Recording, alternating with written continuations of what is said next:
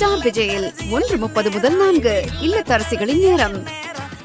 தேவிகா அம்மா பிரெக்னண்டா இருக்கும்போது கணக்கா இருக்காங்கல்ல, அந்த டெலிவரி வந்து எங்க அம்மா பார்த்தாங்க. சாவித்ரி அம்மாவுக்கு எங்க அம்மா சாப்பாடு எடுத்துன்னு போய் கொடுத்துருக்காங்க. ஜெயலலிதா அம்மாவுக்கும் சோபன் பாபு சாருக்கும் எல்லாருக்கும் கொடுத்துருக்காங்க. அவங்களுக்கு பிடிச்சி போச்சு.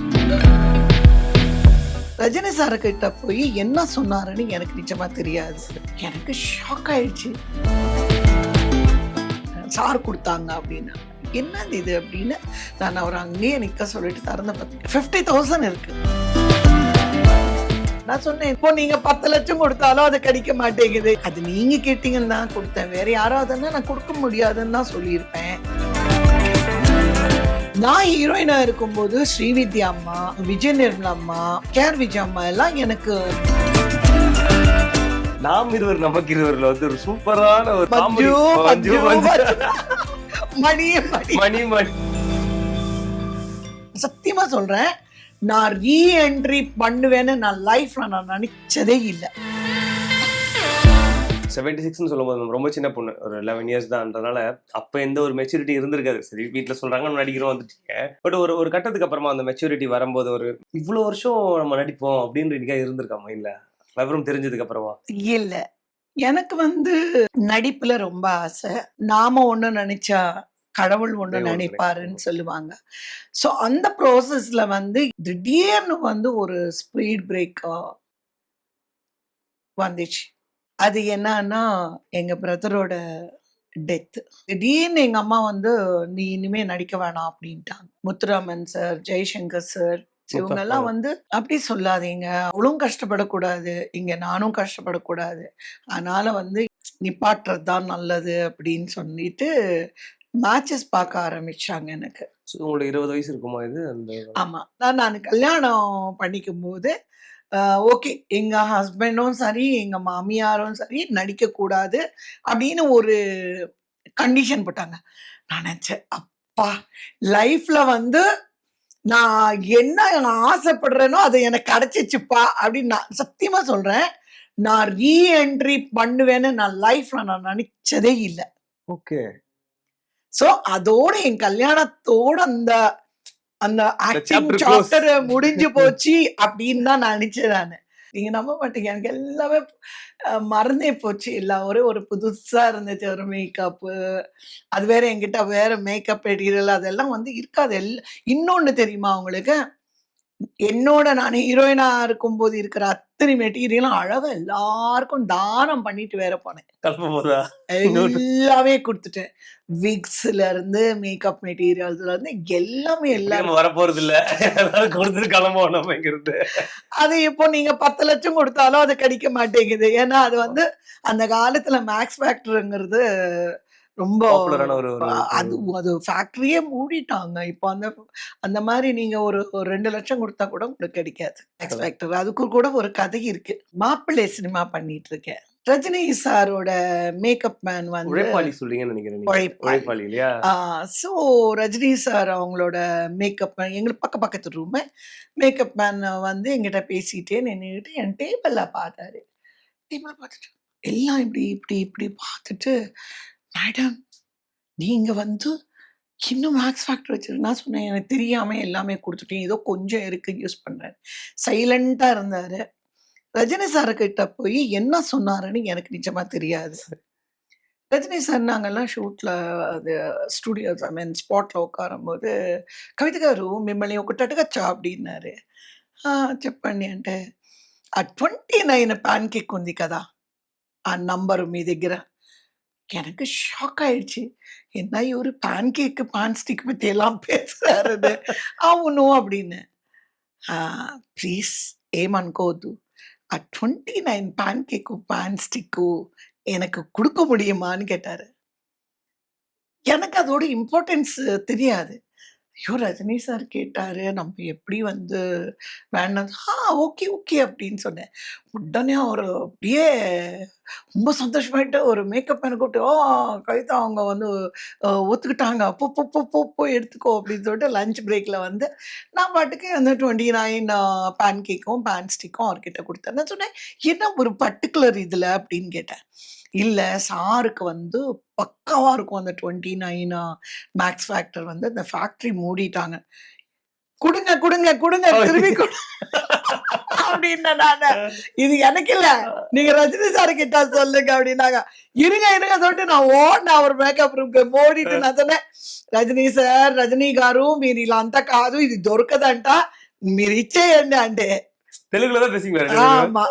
அப்படின்னா அவர் உடனே ఇచ్చేశారు. మళ్ళీ రిటర్న్ అంతా ఇవ్వడం కుదరదు. మార్చి அப்படின்னா ஸோ அது ஒரு ஜோக் மாதிரி வச்சுக்கோங்களேன். ரஜினி சாருக்கு கேட்டாரு, நம்ம கொடுத்தோம். அது ஒரு ஹாப்பி எனக்கு.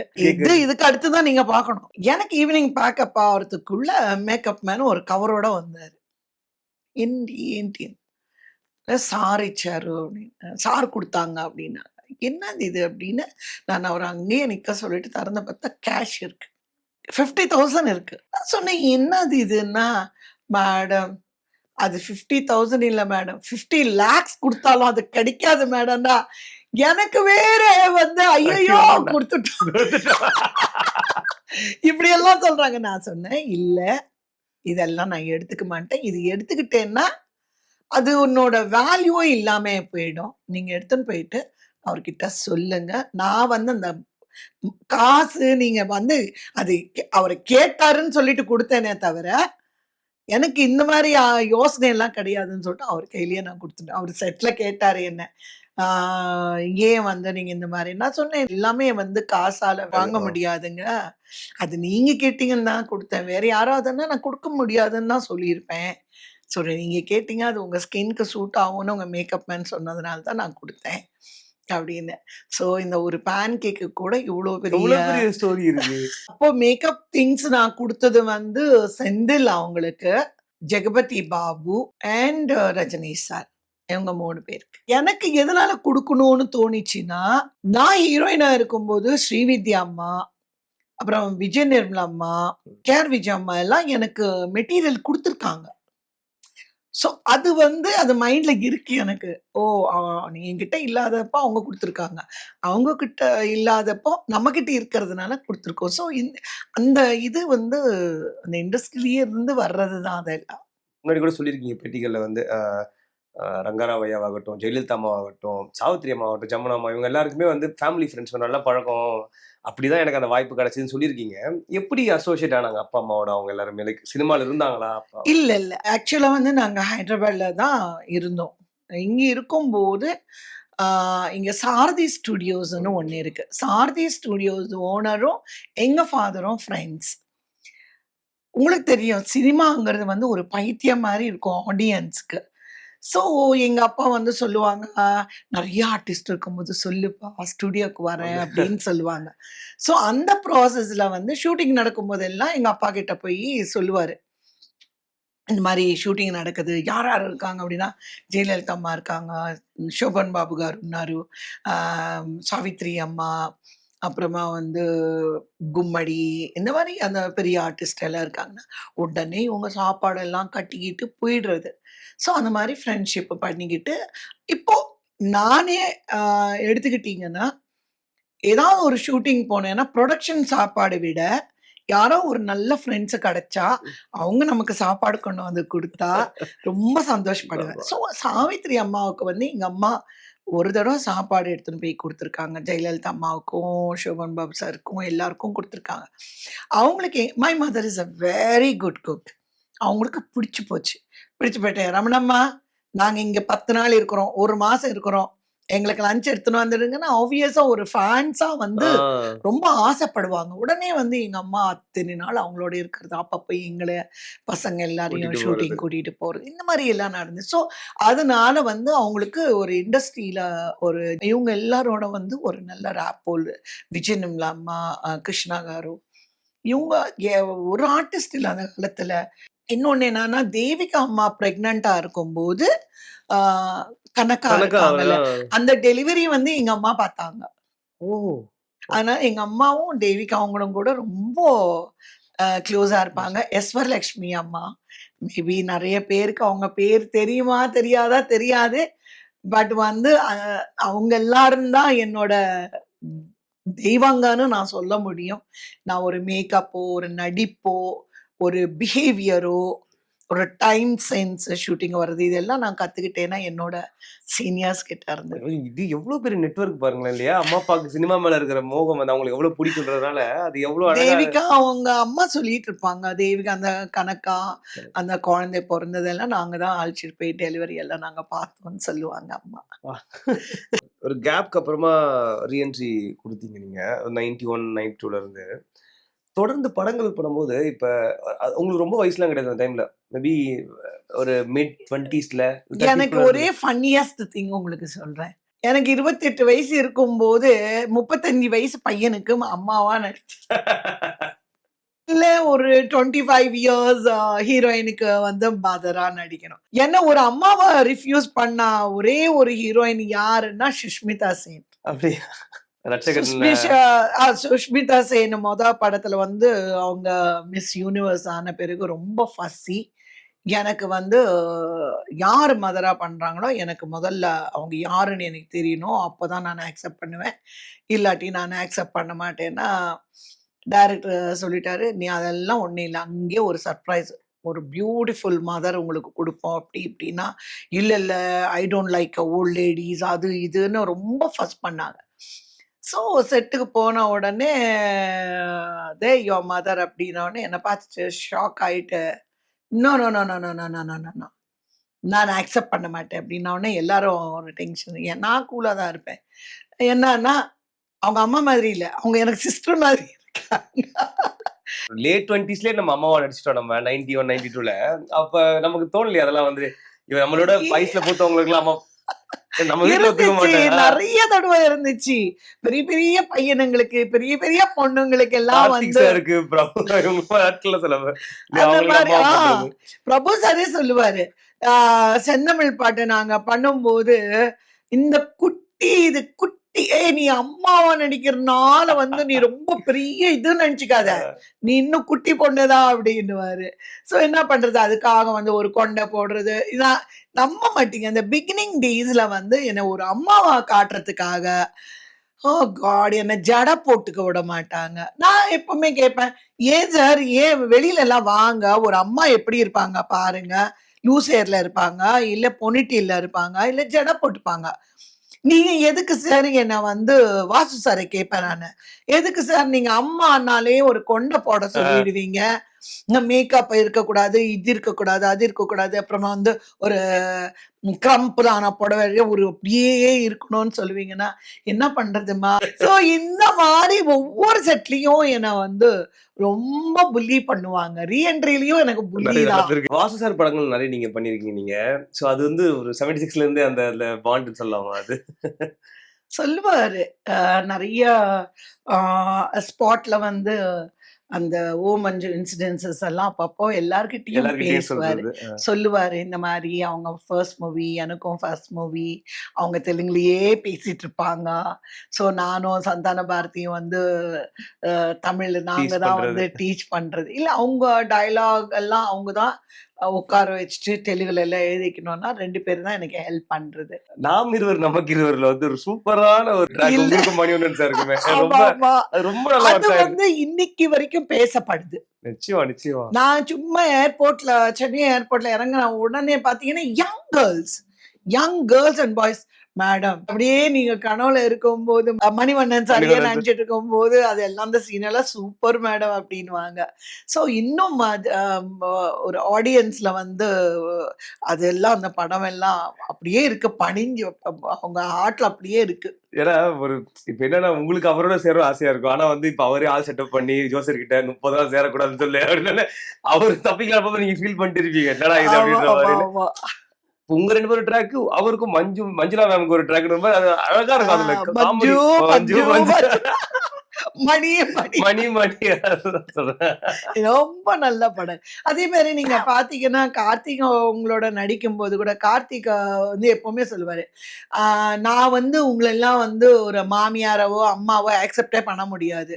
நீங்க வந்து பேசாம ஹீரோயினாவே நடிக்கலாம். நீங்க ஏன் வந்து நடிக்க மாட்டேங்கிறாங்கன்னு அவரும் அப்படிதான் சொல்லுவாரு. மேட்டுக்குடி அப்ப ஆ இட்ஸ் நைஸ். எல்லாமே வந்து ஒரு என் லைஃப்ல வந்து ஆல் லாங்குவேஜஸ்ல best directors, best heroes, best heroines ஒரு அதிர்ஷ்டம் எனக்கு என்னன்னா, எல்லாருமே என்ன விரும்புவாங்க. ரொம்ப அன்பு காட்டுவாங்க.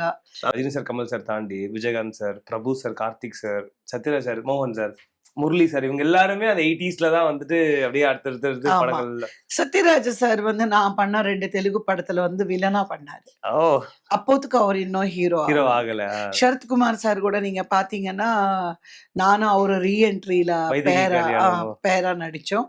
அதுக்கப்புறமா அவரும் நானும் அரண்மனை காவலன். சுந்தர்சி சாரோட ஒரு காம்பினேஷன் இருக்கு. ஆர் உதயகுமார் சார் படங்கள் நடிச்சு சொல்லிட்டு இருந்தீங்க. நீங்க வாசு சார் இருக்காங்க.